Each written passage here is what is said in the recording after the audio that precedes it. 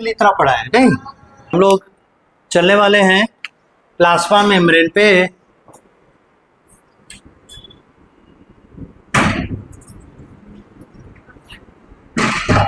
इसके फंक्शन की ओर। फंक्शन इससे पहले थोड़ा सा हम लोग रिव्यू कर लें। हम लोग देखें सेल, और सेल होता है स्ट्रक्चरल एंड फंक्शनल, ये नहीं भूलना है, फंक्शनल यूनिट ऑफ लाइफ। ठीक है, उसके बाद हम लोग देखें टाइप्स। ये 2 टाइप्स के होते हैं, एक होता है प्रोकैरियोट्स या प्रोकैरियोटिक सेल, और दूसरा होता है यूकैरियोटिक सेल। ठीक है, हम लोग प्रोकैरियोटिक सेल कर चुके हैं, ये वीडियो लेक्चर्स में देख लेंगे, तो जहां दिक्कत होगी वो पूछेंगे। यूकैरियोटिक सेल के एग्जांपल्स में आते हैं एनिमल सेल और आते हैं प्लांट सेल। ठीक है, दोनों में many structures are common in them and some are different। ठीक है, ये हमारे पास जानकारी है। अब हम लोग कैसे आगे बढ़ रहे हैं, एक बार प्लांट के सेल का डिटेल स्ट्रक्चर, फिर एनिमल के सेल का डिटेल स्ट्रक्चर वैसे देखेंगे तो हमारा वेस्टेज ऑफ टाइम होगा। रीजन है बहुत सारा स्ट्रक्चर तो सेम है तो रिपीट हो जाएगा। इसलिए हम लोग क्या कर रहे हैं, एक यूकैरियोटिक सेल में, यानी प्लांट सेल हो चाहे एनिमल सेल हो, जितने तरह के स्ट्रक्चर्स पाए जाते हैं सबों को देखेंगे। ठीक है, और हर एक स्ट्रक्चर के साथ देखने के बाद ये लिख देंगे प्लांट सेल में होते हैं या एनिमल सेल में होते हैं या दोनों में होते हैं, नंबर 1। नंबर 2, क्या प्लांट सेल में थोड़ा सा अलग काम करता है, एनिमल सेल में थोड़ा अलग काम करता है, ऐसा है, या सेम काम करता है। ये 2 चीज मेंशन करके उसके स्ट्रक्चर्स के बारे में, उनके फंक्शंस के बारे में पढ़ेंगे। ठीक है, इसी स्कीम में हम लोग चल रहे हैं। तो इसमें हम लोग जो पहला स्ट्रक्चर पढ़े वो था क्या, सेल वॉल, ये हो चुका, और इसके बारे में बताए हैं ये पाए जाते हैं किसमें, केवल और केवल in the plant cells. Animal cell में होता है क्या, नहीं। Good enough. इसके बाद हम लोग देखना शुरू किए हैं प्लाज्मा मेम्ब्रेन। इसके बाद हम लोग देख रहे हैं प्लाज्मा मेम्ब्रेन, और प्लाज्मा मेम्ब्रेन की खास बात क्या है, ये not only in the eukaryote यानी animal cell, plant cell, bacteria में भी मिलते हैं, जो कि एग्जाम्पल है प्रोकैरियोटिक सेल के। ठीक है, तो वहां पे हम लोग थोड़ा सा इसका एलाबोरेटेड स्ट्रक्चर फंक्शन देखें, थोड़ा बहुत बड़ा चढ़ा के। एनिमल सेल और प्लांट सेल यानी यूकैरियोटिक सेल में इसके डिटेल स्ट्रक्चर एंड फंक्शन को हम लोग देख रहे हैं। स्ट्रक्चरल पार्ट इज ओवर, अब हम लोग आए हैं इसमें फंक्शन, यानी आपका बहुत ज्यादा नहीं छूटा। Good enough. अब चलिए प्लाज्मा मेम्ब्रेन फंक्शन, इसको मिटा सकते हैं, ये जस्ट एक लेआउट था, ये आपको मिलेगा इस लेक्चर में। तो हम लोग को आना है इसके फंक्शन पे।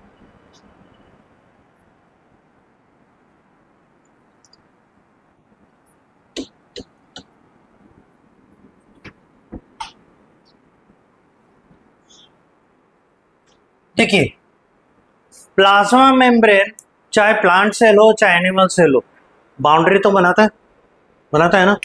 तो पहला फंक्शन हो जाएगा, it makes the boundary of the cell that encloses the cytoplasm. कहने का मतलब है ये वो बाउंड्री तो बना रहा है फॉर श्योर, पर ये वो वाला बाउंड्री बना रहा है जिसके अंदर साइटोप्लाज्म रहेगा। और हम लोग जानते हैं सेल का लिविंग पार्ट कौन होता है, साइटोप्लाज्म, यानी ये लिविंग पार्ट को कंटेन करता है, कैरी कर रहा है, ये इसका इंपॉर्टेंस है। सीरियल नंबर 2 फंक्शन में अगर कोई भी चीज, आप ऐसे समझिए कि ये हो गया फर्स्ट बाउंड्री, ठीक है, ये वाला फर्स्ट बाउंड्री, ये हो गया सेल वॉल प्लांट सेल में, ये वाला फर्स्ट बाउंड्री, ये हो गया सेल वॉल, और ये हो गया सेकंड बाउंड्री, हो गया प्लाज्मा मेम्ब्रेन। तो जिस भी मटेरियल को प्लांट सेल के अंदर आना है, ट्रांसपोर्ट होना है, सेल वॉल को क्रॉस करने के बाद उसे क्या क्रॉस करना पड़ेगा? प्लाज्मा में। और जिस भी मटेरियल को सेल से बाहर निकलना है प्लांट सेल में, प्लाज्मा मेम्ब्रेन क्रॉस करके सेल वॉल को क्रॉस करके उसके बाद बाहर जाना। यानी किसी भी स्थिति में प्लाज्मा मेम्ब्रेन को तो ट्रेवल करना ही है। तो ये हो गया इसलिए एक ट्रांसपोर्ट का मीडियम, तो ये कर सकता है ट्रांसपोर्ट। ठीक है। और एक चीज जान लीजिए, सेल वॉल जब आप पढ़ेंगे प्लांट सेल का तो आपको मिलेगा उसमें प्लाज्मोडेस्माटा, था ना। और प्लाज्मोडेस्माटा के बारे में बोले थे, ये एक ऐसे विंडो है, ऐसे चैनल है जो मटेरियल्स को बिना रोके टोके इधर से उधर आने जाने देता है। तो सेल वॉल को ट्रैवल करना बहुत बड़ी बात नहीं है, ये तो है ही उसके लिए ताकि ट्रैवल किया जा सके। रुकावट किसमें आती है? Plasma membrane. और एनिमल सेल में ये इकलौता मेम्ब्रेन है, इकलौता बाउंड्री है, ऐसे आप कर सकते हैं। तो किसी भी चीज को एनिमल सेल में एंटर करना हो या एग्जिट होना हो थ्रू द प्लाज्मा मेम्ब्रेन, तो इसलिए इसका अगला चीज फंक्शन में आएगा क्या? It helps in transport. इसका काम क्या हो गया? It helps in transport. ठीक है। सीरियल नंबर 3, ये क्या? It can show diffusion. Transport तो करता है और क्या करता है? डिफ्यूजन शो करता है। अब डिफ्यूजन क्या होता है? डिफ्यूजन और जोड़ दीजिए, डिफ्यूजन फॉर ट्रांसपोर्ट। तो पहले तो ये ट्रांसपोर्ट करता है, अब ये डिफ्यूजन के द्वारा ट्रांसपोर्ट करा सकता है। अब डिफ्यूजन हम लोग को जानना होगा, डिफ्यूजन क्या है। तो ब्रैकेट डालें और पहले देखें डिफ्यूजन। ये थोड़ा थोड़ा रिपीटेशन लग रहा होगा बिकॉज, हाँ क्या चीज? ब्रेकडाउन ऑफ, नहीं नहीं नहीं नहीं नहीं ना ना ना, वो तो रेप्लिकेशन हो गया, डॉट डिफ्यूजन। डिफ्यूजन क्या है? फिर फिजिक्स आ जाएगा घूम फिर के। So it is a physical phenomena.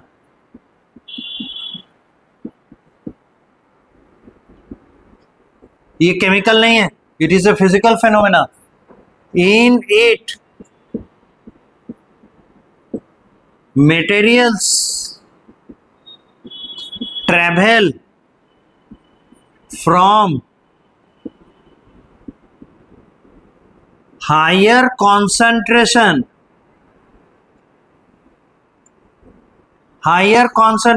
area to the lower concentration area। ये क्या करता है? ये डिफ्यूजन ऐसा प्रोसेस है जिसमें मटेरियल का ट्रेवल होता है हायर कंसंट्रेशन वाले एरिया से लोअर कंसंट्रेशन वाले एरिया के तरफ थ्रू ए मीडियम। एक मीडियम के अक्रॉस ये मूवमेंट हायर कंसंट्रेशन से लोअर कंसंट्रेशन की ओर होता है। जैसे फॉर एग्जांपल मान लीजिए ये एक ग्लास ऑफ वाटर है, ठीक है। ये ग्लास ऑफ वाटर है, प्लेन वाटर, ट्रांसपेरेंट है। अब हम क्या किए, इसमें एक ड्रॉप ब्लू इंक यहां डाल देते हैं। तो इसे बताइए, तो high concentration area blue ink का कौन होगा? ये वाला हाई कंसंट्रेशन, ठीक है ना। और बाकी एरिया क्या है? लो कंसंट्रेशन, ठीक। तो अगर डिफ्यूजन हो रहा है तो क्या होगा? इस पॉइंट से ये हर पॉइंट की ओर जाएगा, क्योंकि वो सभी पॉइंट्स पे क्या है? कंसंट्रेशन कम है, टुवर्ड्स लोअर कंसंट्रेशन। और यही प्रोसेस डिफ्यूजन हो गया। तो डिफ्यूजन का रिजल्ट क्या होगा? इस ग्लास ऑफ वाटर में पूरा का पूरा वाटर क्या हो जाएगा? Blue colour. क्यों? क्योंकि आपने यहां हाई कॉन्सेंट्रेटेड क्या डाला है? Blue ink. इसलिए ये ब्लू इंक चारों तरफ फैल जाएगा। ये जो फैला, ये जो डिस्पर्स हुआ, ये बिकॉज ऑफ डिफ्यूजन, और इसीलिए इसे फिजिकल फेनोमेना बोला गया। ठीक है? तो प्लाज्मा मेम्ब्रेन क्या करता है? मटेरियल के ट्रांसपोर्ट के दौरान इसी डिफ्यूजन का हेल्प लेता है। राइट? तो डिफ्यूजन के द्वारा प्लाज्मा मेम्ब्रेन से ट्रांसपोर्ट हो सकता है। एक तो ये हो गया, यानी हो गया ये ट्रांसपोर्ट करता है, ये बाउंड्री बनाता है, ये डिफ्यूजन भी करने देता है। और देखिए serial number 4, it does osmosis. ये ऑस्मोसिस भी करता है। ये फंक्शन नंबर 4 हो गया। ठीक है, यहां तक नोट कीजिए, उसके बाद ऑस्मोसिस एक्सप्लेन करते हैं। अब है क्या, हम लोग को देखना है ऑस्मोसिस। राइट? तो इधर का तो मिटा ही सकते हैं। और ये डिफ्यूजन की तरह ही ऑस्मोसिस एक फिजिकल फेनोमेना है। कहने का मतलब है इसमें भी कोई केमिकल प्रिंसिपल अप्लाई नहीं होता, फिजिक्स के प्रिंसिपल से अप्लाई होता। ठीक है? अब वो कैसे? ये बड़ा इंटरेस्टिंग है, देखिएगा। तो अभी तो इसके प्रॉपर्टी नंबर 4 पे या फंक्शन नंबर 4 पे हम लोग चल रहे हैं, जिसपे है ऑस्मोसिस। और जानते हैं डिफ्यूजन की तरह ही ऑस्मोसिस होता है, ये भी बता दें, पर एक जगह पे अंतर है। आप पूछ सकते हैं कि सर जब डिफ्यूजन और ऑस्मोसिस एक ही जैसा है, दोनों फिजिकल फेनोमेना है, तो अंतर कहाँ पे आ रहा है? अंतर है मटेरियल के ट्रांसपोर्ट पे। वो मटेरियल जो डिफ्यूजन होगा, डिफ्यूज करेगा, ऑस्मोसिस नहीं करेगा, और जो मटेरियल ऑस्मोसिस करेगा, डिफ्यूजन नहीं करेगा। अब क्या है ये बात? ये देखिए, पहले तो हम लोग ब्रैकेट डाल के ऑस्मोसिस का डेफिनेशन देखें। ऑस्मोसिस ये कहता है when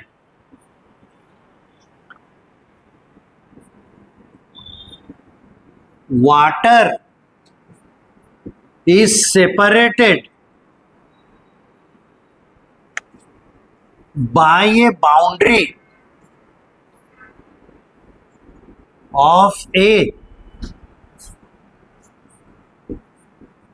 semi-permeable membrane, when water is separated, मतलब वाटर को अलग करके रखा गया है ना, बीच में एक बाउंड्री डाल दिया।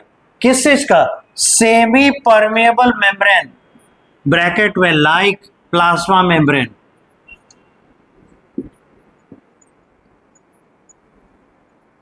लाइक प्लाज्मा मेम्ब्रेन, इसका मतलब प्लाज्मा मेम्ब्रेन क्या चीज है? Semi permeable membrane. ठीक है?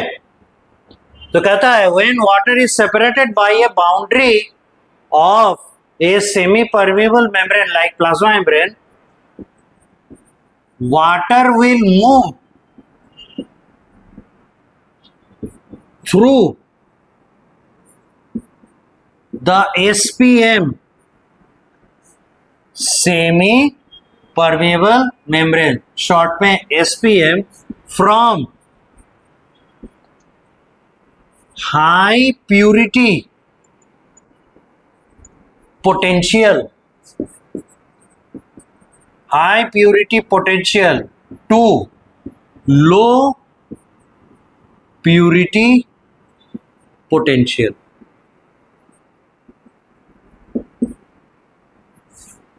कुछ चीजों को पहले हम लोग समझें, तब ये बोला क्या ये पता चलेगा। देखिए एक टर्म है पोटेंशियल। फिजिक्स में पोटेंशियल पोटेंशियल बहुत यूज होता है ना। पोटेंशियल मतलब जानते हैं क्या मीनिंग होता है पोटेंशियल का? पोटेंशियल का मतलब होता है ताकत, पावर। कई बार फोर्स के टर्म में भी यूज होता है, फोर्स, ज्यादातर फोर्स ही कहते हैं। यानी capacity to do something is potential. जैसे कई बार बोलते हैं ना, इस स्टूडेंट में पोटेंशियल दिखता है, कुछ करेगा, मतलब क्या, इसमें क्षमता है, ताकत है, पावर है, कुछ करेगा, मतलब कुछ अच्छा करेगा, आई मीन पॉजिटिव सेंस। तो यहां पे क्या हो गया, पोटेंशियल मतलब ताकत, फोर्स, किस चीज का, प्योरिटी। यानी जो हाईली प्योर है या जिसका प्योरिटी अधिक है उसका प्योरिटी पोटेंशियल क्या हो जाएगा, हाई। और जो लो प्योर है मतलब उसमें मिलावट हो चुका तो प्योरिटी क्या हो जाएगा, घट जाएगा, तो उसका हो जाएगा लो प्योरिटी। तो यहां हो गया लो प्योरिटी और यहां हो गया हाई प्योरिटी। किसका, वाटर। यानी वाटर का फ्लो होगा सेमी परमेबल, यानी प्लाज्मा मेम्ब्रेन जैसे कोई चीज के आर पार, किधर से किधर, जिधर प्योरिटी अधिक है उधर से, जिधर प्योरिटी कम है उस तरफ। अब इसको डायग्राम से समझे तो और अच्छे से समझ पाएंगे। पिछले बार एक ग्लास लिए थे ना, अब एक साइंटिफिक ग्लास लेते हैं और इस साइंटिफिक ग्लास को कहते हैं बीकर। ठीक है, ये केमिस्ट्री लेबोरेटरी में बहुत मिलेंगे, शीशे का बना होता है और इसमें ना ऐसे कैलिब्रेशन रहता है ताकि आप वॉल्यूम मेजर कर सकते हैं, मिलीलीटर में रहता है। ठीक है, तो ये हो गया एक बीकर। अगर इस बीकर में एक हम लोग क्या लगाएं, बाउंड्री, बीचों बीच इसको बांटें, और ये बाउंड्री किसका बना है, एसपीएम, मतलब हो गया सेमी परमेबल मेम्ब्रेन।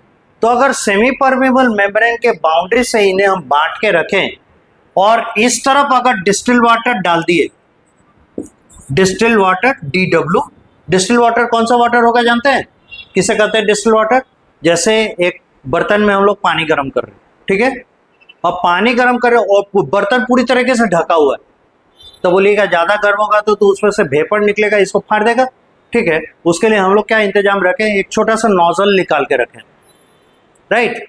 जैसे चाय वाला केटली नहीं होता है, तो चाय वाले लोग एक बर्तन में चाय उबालते हैं, केटली, वो तो उसमें क्या है, चारों तरफ से बंद और एक नोजल निकला हुआ है।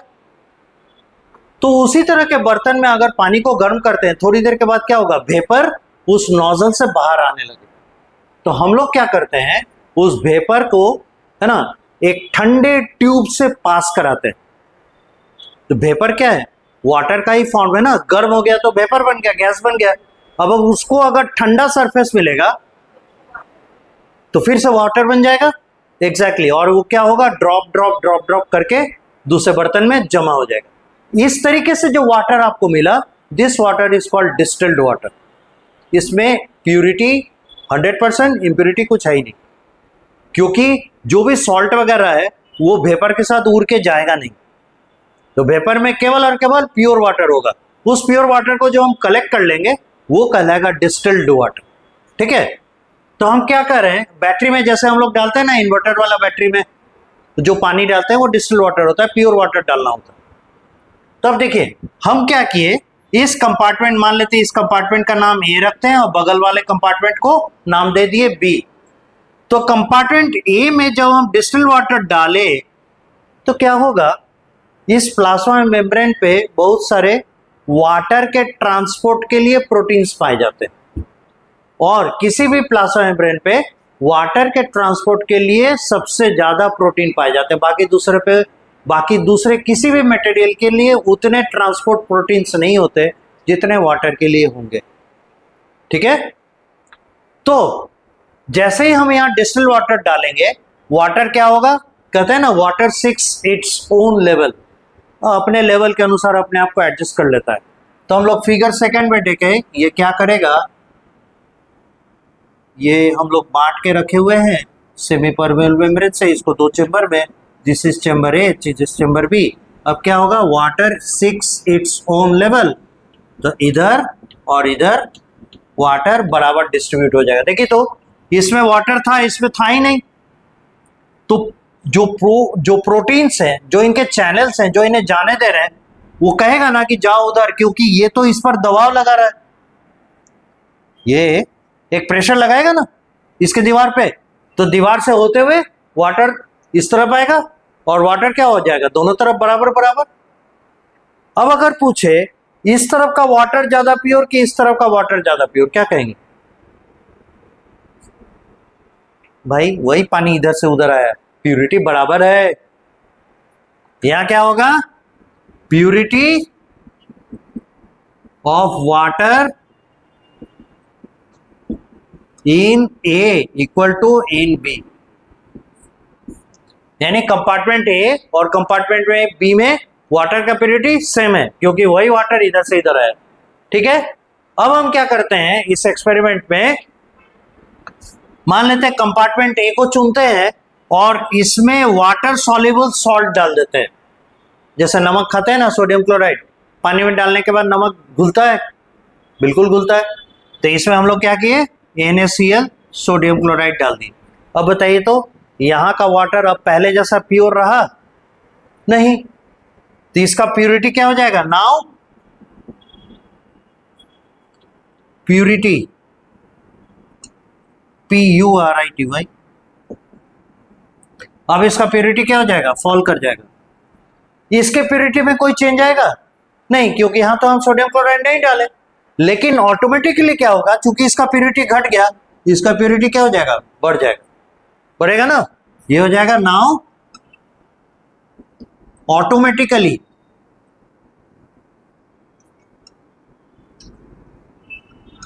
High purity.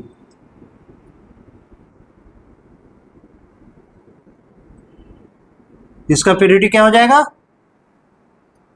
अपने आप बढ़ जाएगा। कैसे इस बात को हम लोग समझ सकते हैं, जैसे मान लीजिए इसको और इसको दोनों को 10-10 रुपया दिया हुआ था, ठीक है। अब क्या हुआ, मिलावट हुआ ना, तो इसने 2 रुपए खर्च कर दिए कोल्ड ड्रिंक पीने में। अब इसके पास क्या बचा, 8 रुपया, और इसका तो 10 रुपए में से 1 रुपया भी खर्चा नहीं हुआ, तो इसके पास तो 10 के 10 हो गया। अमीर कौन हो गया अपने आप, ये। गरीब कौन हो गया, ये। अगर पैसा देना होगा तो कौन किसको दे सकता है, ये इसको दे सकता है कि ये इसको, बी ए को दे सकता है। तो वाटर के मामले में भी यही हो जाएगा। देखिए ये अपने आप क्या हो गया, लो प्यूरिटी, ये अपने आप हो गया हाई प्यूरिटी। तो वाटर का मूवमेंट किधर से किधर होना चाहिए, ये क्या हो जाएगा, वाटर मूवमेंट डायरेक्शन। अब देखिए तो पूरे बात को सम अप करके हम लोग क्या लिखे, when water is separated by the boundary of a SPM। ये देखिए, water is separated by a boundary SPM,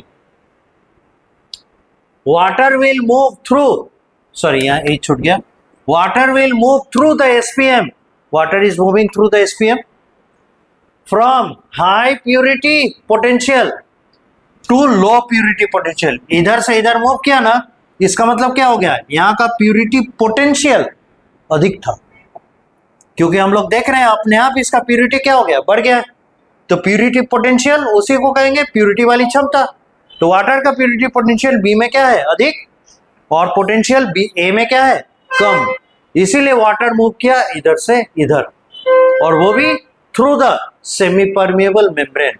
और इस प्रोसेस को कहेंगे, इस मूवमेंट के प्रोसेस को कहेंगे ऑस्मोसिस। ये फेनोमेना हो गया ऑस्मोसिस, समझ में आया। तो हम लोग क्या करेंगे, ये है एग्जाम्पल टू एक्सप्लेन ऑस्मोसिस। अब आप बना सकते हैं।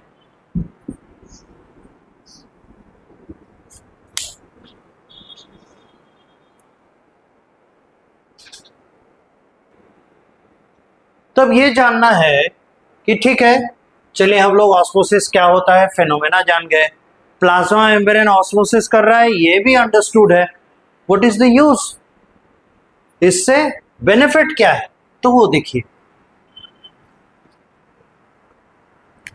Bye osmosis plasma membrane can flow in the water. Water को सेल के अंदर प्लाज्मा मेम्ब्रेन ऑस्मोसिस के थ्रू ला सकता है। यानी वाटर मूवमेंट को कंट्रोल करता है ये ऑस्मोसिस से। So movement of water in and out of the cell is controlled by plasma membrane by osmosis। ये इंपॉर्टेंस है ऑस्मोसिस का कि सेल के अंदर पानी रखेंगे कि सेल से बाहर पानी को भेज देंगे, ये डिसीजन, ये काम ऑस्मोसिस के थ्रू ही प्लाज्मा मेम्ब्रेन कर सकता है। यानी वाटर के कंटेनमेंट को, साइटोप्लाज्म में वाटर के प्रेजेंस को कंट्रोल करता है प्लाज्मा मेम्ब्रेन बाय ऑस्मोसिस। और इसका प्रभाव आप देखिएगा जब हम लोग water transport in the plant tissues देखेंगे। और water transport in the plant tissues कब मिलेगा पता है? जब हम लोग जाइलम फ्लोएम ये सब पढ़ेंगे, उस समय प्लांट के टिश्यूज जब पढ़ेंगे उस समय इस ऑस्मोसिस का फिर रोल नजर आएगा।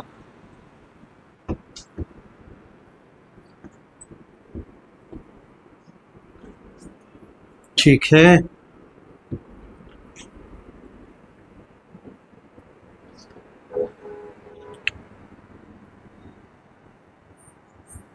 एक क्वेश्चन देखिए, हम कह रहे हैं कि यहाँ है वाटर,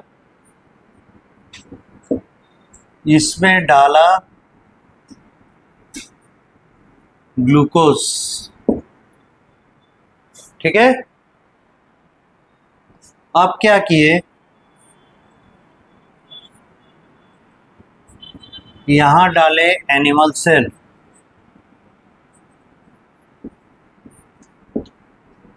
और यहाँ डाले हैं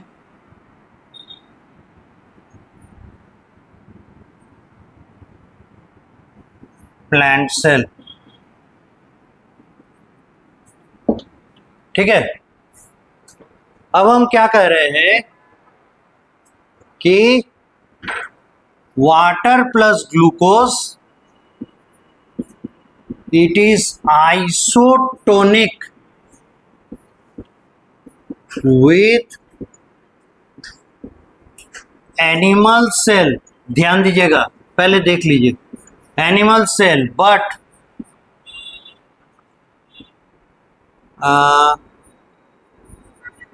hypotonic with plant cell। Predict the movement of water if occurs in plant cell and animal cell।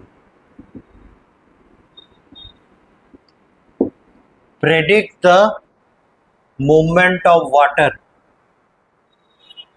predict the direction of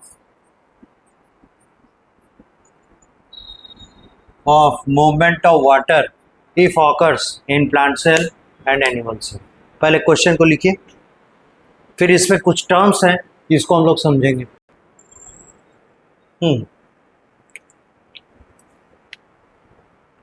एक है if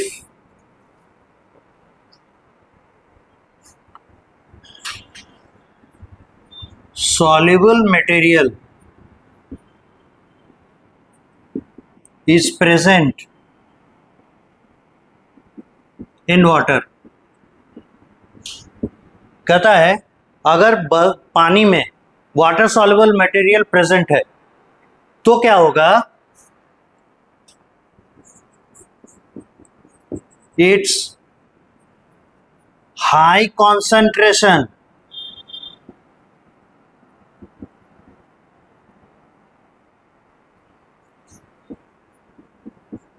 with respect to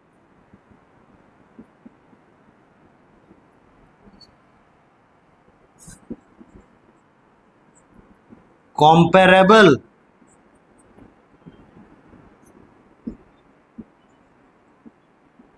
water in cell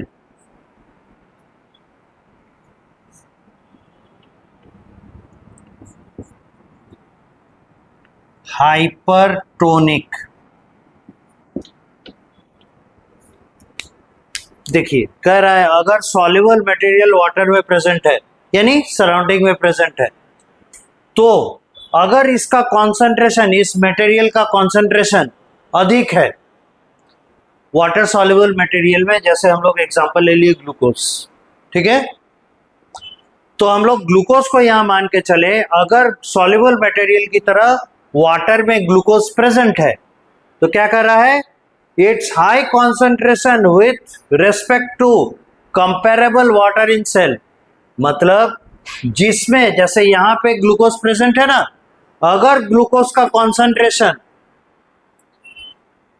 इस सेल के वाटर से अधिक है तो क्या हो जाएगा, इस सेल के रेस्पेक्ट में ये वाला वाटर ग्लूकोज के लिए हाइपरटोनिक होगा। कितने लोगों को समझ में आया? नहीं समझ में? सॉल्युबल मटेरियल अगर प्रेजेंट है वाटर में तो वाटर का टोनेसिटी बढ़ेगा, मतलब मटेरियल सॉल्युबल है तो टोनेसिटी को आप इंप्यूरिटी कह सकते हैं, तो वाटर का इंप्यूरिटी बढ़ेगा, मतलब वाटर का टोनेसिटी बढ़ेगा। क्लियर? तो अब कह रहा है अगर ज्यादा इंप्यूरिटी, हाइपर इंप्यूरिटी, तो इंप्यूरिटी के लिए टर्म आया टोनेसिटी, तो हाइपर टोनेसिटी। अगर सॉल्युबल मटेरियल कम है तो क्या हो जाएगा, लो इंप्यूरिटी, मतलब हाइपोटोनिक, हाइपोटोनेसिटी, हाइपोटोनिक। ठीक है, अब यहां मिलाकर देखिए, it's concentration with respect to comparable water, term थोड़ा सा पेचीदा लग रहा है पर इसको ध्यान से समझिए। कह रहा है इट्स कॉन्सेंट्रेशन, किसका कॉन्सेंट्रेशन, उस मटेरियल का, कहां, उस सराउंडिंग वाटर में।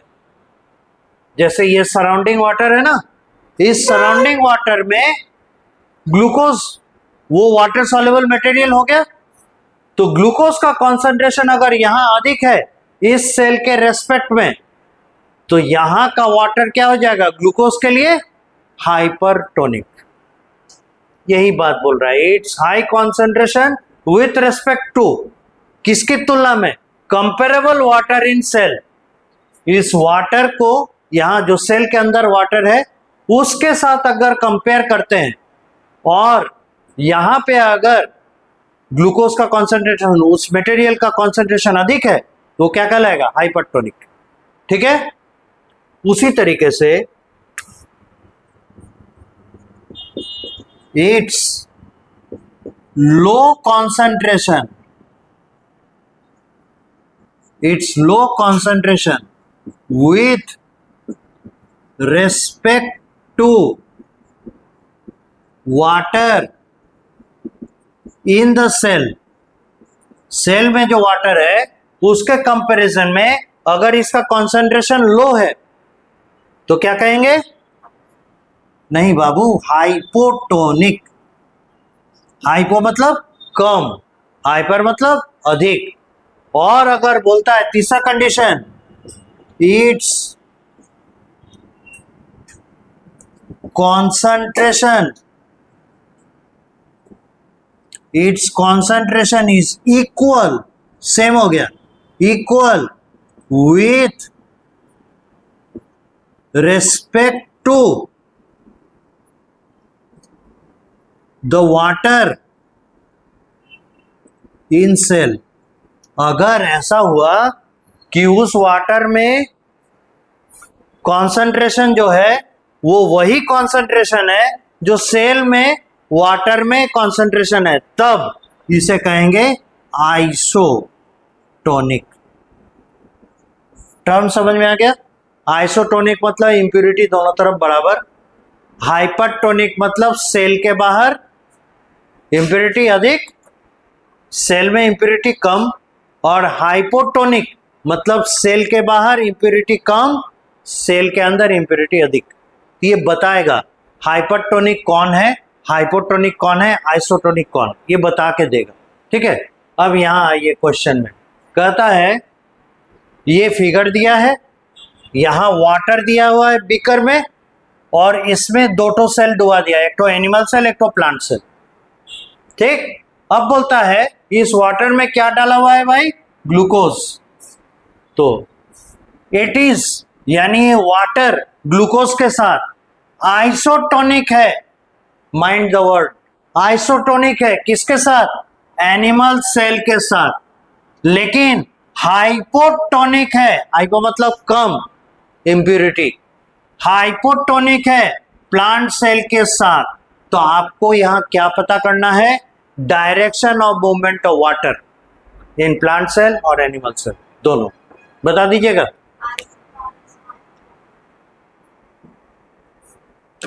प्लांट सेल पर पहले बात कीजिए। देखिए तो प्लांट सेल के लिए क्या बोल रहा है, यहां का वाटर हाइपोटोनिक है, हाइपोटोनिक हो गया, इसका मतलब प्लांट सेल में इंप्योरिटी ज्यादा कि प्लांट सेल के बाहर इंप्योरिटी ज्यादा,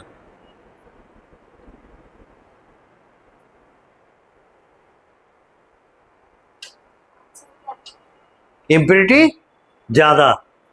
हाइपोटोनिक हो गया ना सॉल्यूशन, यानी सॉल्यूशन में इंप्योरिटी कम है, हाइपो है कम है, तो ऑटोमेटिकली ज्यादा किधर होगा, प्लांट सेल के अंदर, क्योंकि प्लांट सेल की तुलना में बोल रहा है, कंपैरिजन में।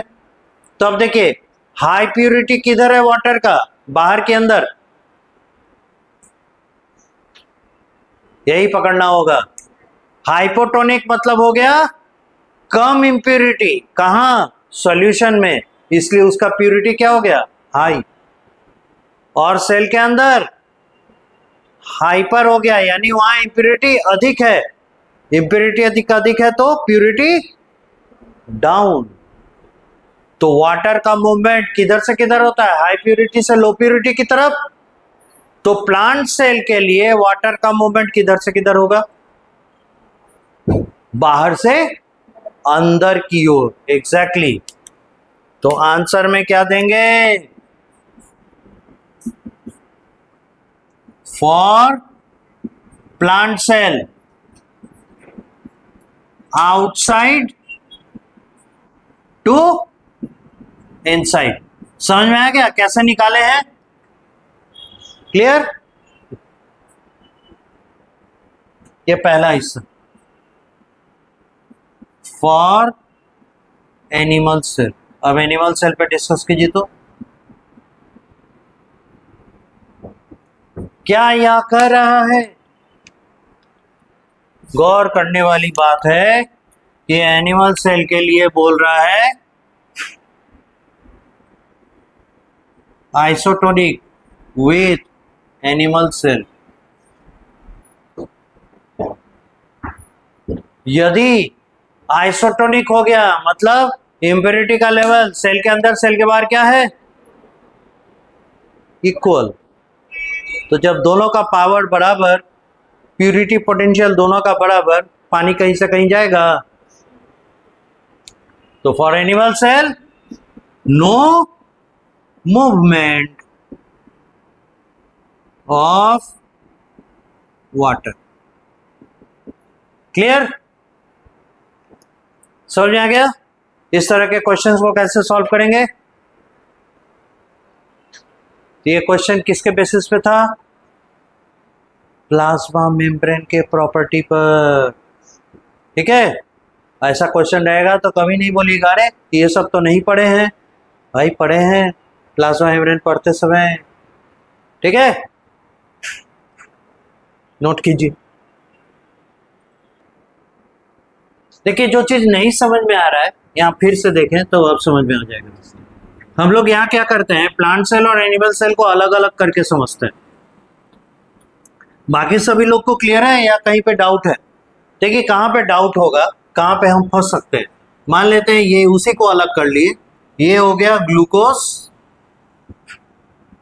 प्लस वाटर, ठीक है। और यहां है हमारा प्लांट सेल, ठीक है। ये है प्लांट सेल। अब है क्या, ये तो साइटोप्लाज्म है, ये हो गया, इसका भी एक टोनेसिटी होगा, इसमें भी ग्लूकोज होगा, और ये जो यहां वाटर है इसमें भी ग्लूकोज है। बोल रहा है क्या,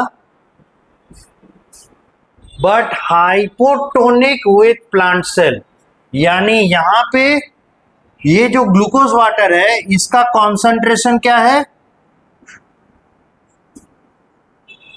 इसका कॉन्सेंट्रेशन है लो, और यहां का कॉन्सेंट्रेशन है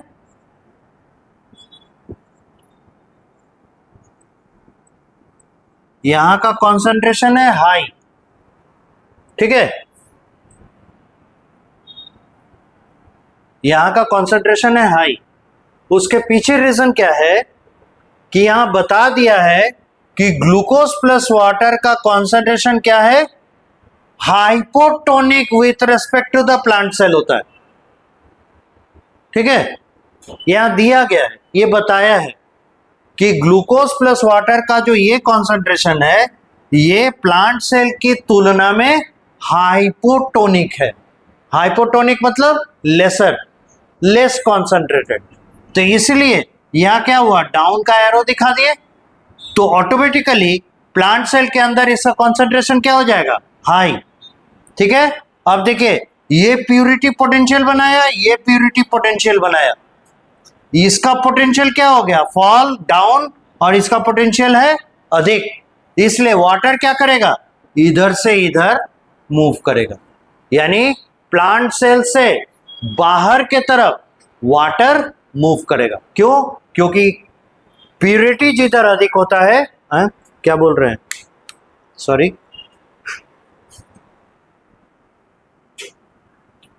कॉन्सेंट्रेशन कम है, ठीक इसका उल्टा हो जाएगा प्यूरिटी।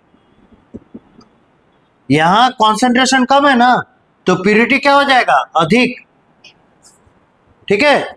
और यहां कॉन्सेंट्रेशन हाई है ना, तो सेल के अंदर प्यूरिटी क्या हो जाएगा, लो। अब सही हुआ। तो इसलिए क्या होगा, high purity to low purity water move करेगा, इसलिए वाटर किधर से आएगा, बाहर से अंदर की ओर जाएगा। हम लोग यही किए हैं क्या, outside to inside, this is the reason. तो हमेशा याद रखिएगा, हाइपोटोनिक मतलब हाइपो बोल रहा है लो, और प्यूरिटी हो जाएगा हाई, उल्टा चलता है, कॉन्सेंट्रेशन और प्यूरिटी का उल्टा रिश्ता है। तो हाइपोटोनिक जहां होगा वहां प्यूरिटी हाइयर होगा, और जहां हाइपरटोनिक होगा वहां प्यूरिटी होगा लो। तो प्यूरिटी पे हमको जज करना है और टोनेसिटी पे नहीं। तो आप अगर प्यूरिटी निकाल लेते हैं तो आपको आसानी से पता चल जाएगा वाटर का मूवमेंट किधर से किधर होगा। अब इसी चीज को एनिमल सेल पर लेकर आइए। एनिमल सेल में क्या है, यहां और यहां कॉन्सेंट्रेशन बराबर इक्वल है, इसलिए वाटर का मूवमेंट कहीं से कहीं नहीं होगा, ठीक है। So this is how the plasma membrane properties are there, ठीक है। इसके बाद हम लोग जो स्ट्रक्चर पढ़ेंगे हो जाएगा साइटोप्लाज्म। बोलिए।